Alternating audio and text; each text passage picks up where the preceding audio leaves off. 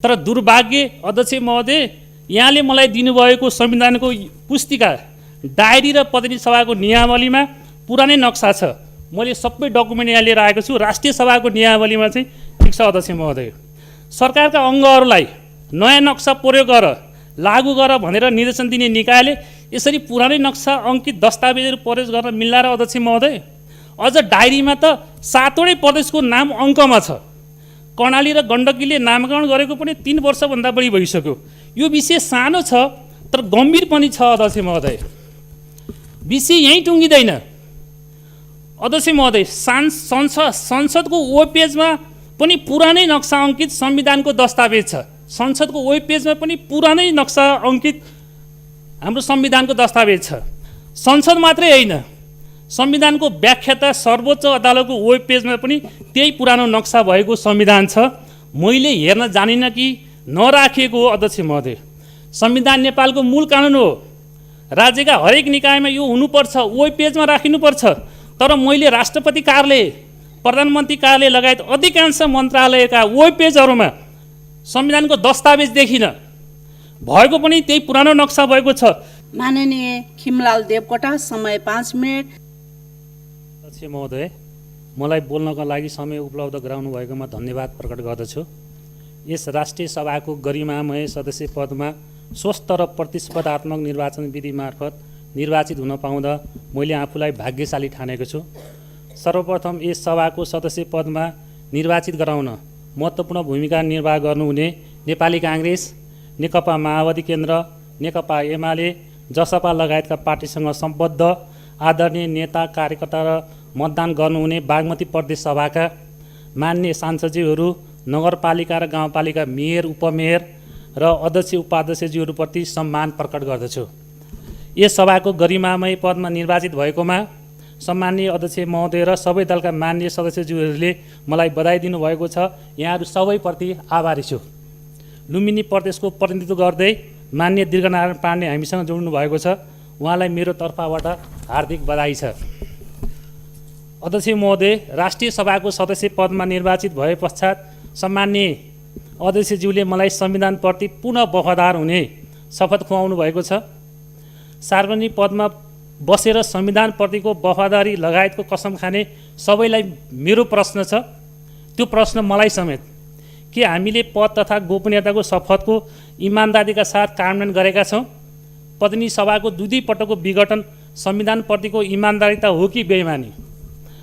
सम्माननीय राष्ट्रपतिले संविधानको शपथ खुवाउँदा त्यो त भन्न पर्दैन भन्ने सम्माननीय प्रधानमन्त्री र दोहोऱ्याएर शपथ गराउनु पर्नेमा भोलिपल्टै शपथ ग्रहण सम्बन्धी अध्यादेशमा ल्याप्चे लगाउने सम्माननीय राष्ट्रपतिज्यूबाट संविधान, लोकतान्त्रिक मूल्य र मान्यताको संरक्षण र सम्वर्धन हुन्छ भनेर कसरी विश्वास गर्न सकिन्छ अध्यक्ष महोदय? अध्यक्ष महोदय, 7 दशकदेखि नेपाली जनताले गरेका विभिन्न खालका सङ्घर्षको उपलब्धि संविधान हो। संहिता, गणतन्त्र, धर्मनिरपेक्षता, समानुपातिक समावेशिता, सक्षम न्यायपालिका र विधिको शासन संविधानका प्रमुख आधार स्तम्भहरू हुन्। यी आधार स्तम्भहरूको पालना र कार्यान्वयन लगायतमा सम्माननीय प्रधानमन्त्रीजीको सबभन्दा ठुलो भूमिका हुन्छ। तर विडम्बना अध्यक्ष महोदय, प्रधानमन्त्री नै अध्यक्ष रहेको नेकपा एमालेमा संहिता र धर्मनिरपेक्षता परिमार्जनका लागि विषय प्रवेश भएछ। यसले हामीलाई चिन्तित र गम्भीर बनाएको छ अध्यक्ष महोदय। संहिताका कारण सिंहदरबारमा केन्द्रीय राज्य सत्तालाई दूरदराजसम्म पुर्याएको यथार्थलाई बिर्सिन सकिँदैन अध्यक्ष महोदय। संहिता कमजोर हुनु भनेको महिला, आदिवासी, जनजाति, दलित, थारू, मुस्लिम, मधेसी, खसारे लगायतहरूको अधिकार कमजोर हुनु हो। समावेशी लोकतन्त्रलाई निमित्यान्न पार्नु हो अध्यक्ष महोदय।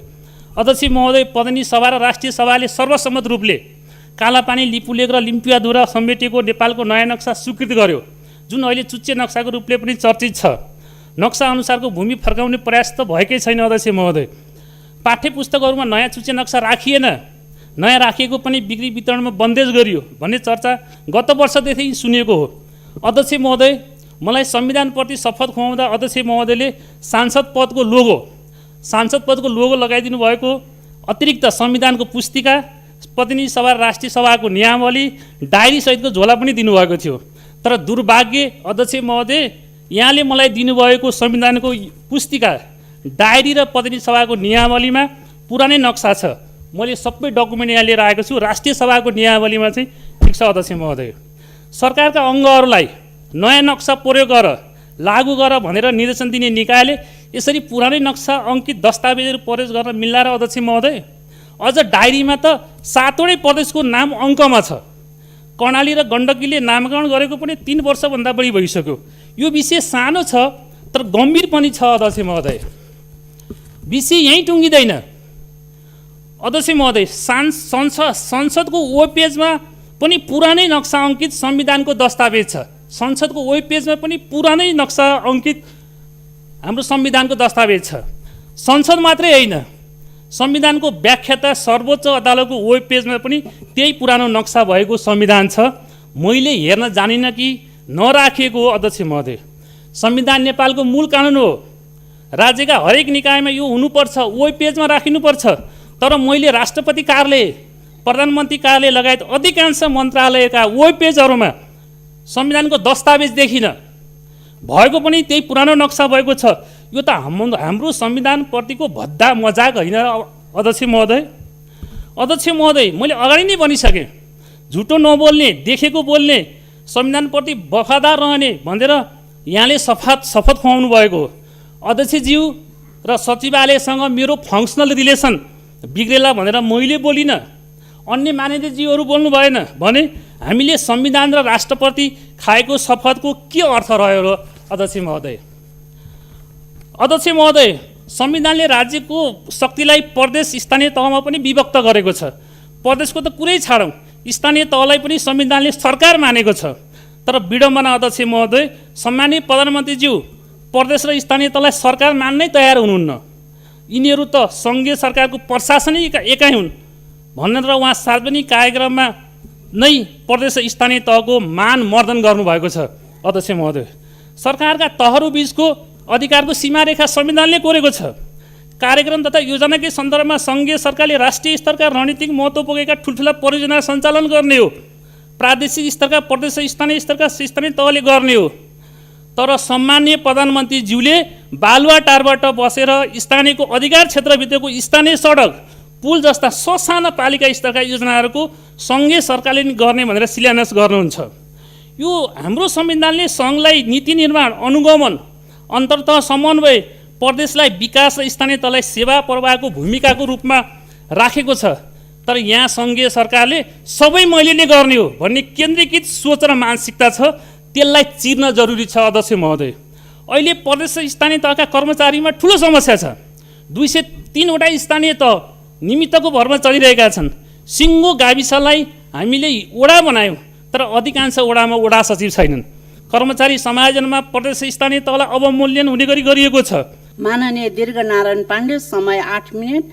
सम्माननीय अध्यक्ष महोदय, कोभिडको दोस्रो लहर तथा बाढी पहिरोको कारणले धेरै व्यक्तिहरूको मृत्यु भएको छ।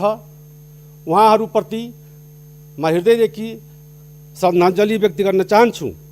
त्यसै गरी कोभिडकै कारणबाट र बाढी पहिरोको कारणबाट उपचारको क्रममा अस्पतालमा रहनुभएका ती व्यक्तिहरूप्रति शीघ्र स्वास्थ्य लाभको शुभकामना गर्न चाहन्छु।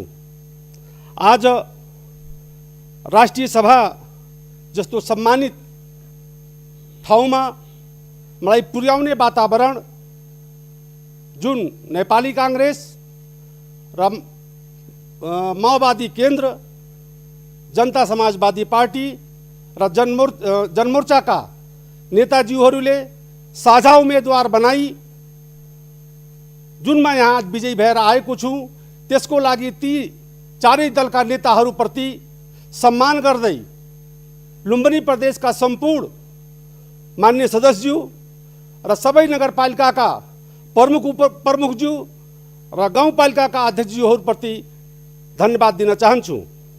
आज मैले यस 3 वर्षको प्रदेश सभाको अनुभव र अभ्यास गर्दा गर्दै यहाँसम्म आइपुग्दा म यस्तो राष्ट्रिय सभाको सम्मानित ठाउँमा म राष्ट्रिय सभाको मर्यादा प्रति र संविधान प्रति सदैव सजग रही र राष्ट्रिय सभालाई कसरी गतिशील र चुस्त र दुरुस्त बनाउन सकिन्छ त्यसतर्फ निरन्तर नै सजग रही म आफ्नो प्रयत्न जारी राख्नेछु भन्ने प्रतिबद्धता जाहेर गर्न चाहन्छु। आज दुःखबाट मलाई भन्नु परेको छ, हाम्रो देशमा दुईटा सदन हुँदाहुँदै एउटा सदन मात्र जीवित रहेको छ। यही सदनलाई नै जनताका आवाजहरू मुखरित गर्ने गरी यो सदनलाई सुचारू रूपले सञ्चालन गर्नका लागि हामी सबै दलका मान्यज्यूहरूले एक बद्धताका साथ अगाडि बढ्यो भने निश्चित रूपमा जुन हाम्रा देशका समसामयिक समस्या र जनताका आवाजहरू हामी यो सदन मार्फत बुलन्द गर्न सक्छौँ। तर आज यो अवस्थामा सङ्घीय लोकतान्त्रिक गणतन्त्रको अभ्यास गर्दा गर्दै यहाँसम्म आइपुग्दा अहिले यसका संस्थागत व्यवस्थापनहरू गर्न धेरै कुराहरू बाँकी रहेका छन्। तर बीचमै आज सङ्घीय लोकतान्त्रिक गणतन्त्र समावेशीको बारेमा र त्यसको विरुद्धमा केही तत्त्वहरू केही समूहहरू यही काठमाडौँ भैलीभित्र नै आवाज उठाइराखेका छन् कि ती आवाजहरू हामी सुनिराखेका छैनौँ।